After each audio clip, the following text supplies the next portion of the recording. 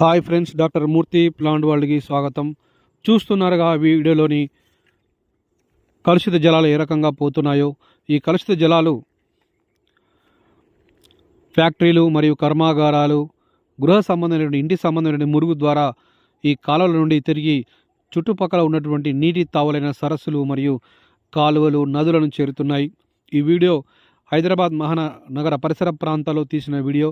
చూడండి ఈ మురుగు నీరు ఎలా పోతుందో. ఇందులో కార్మిక వ్యర్థాలు మరియు మానవ వ్యర్థాలు అన్నీ కలగలిసి ఉన్నాయి.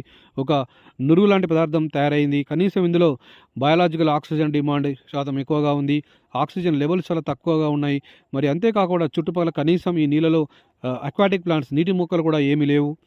కనీసం పక్షులు, పశుపక్షాదులు కూడా వినియోగించడానికి అనుకూలంగా లేనటువంటి ఈ నీరు. కాబట్టి మనం ఈ నీటిని శుద్ధి చేసిన తర్వాతనే బయటికి వదలాల్సిన అవసరం ఉంది. లేకపోతే మంచినీటి వనరులన్నీ కూడా కలుషితమయ్యే ప్రమాదం ఉంది.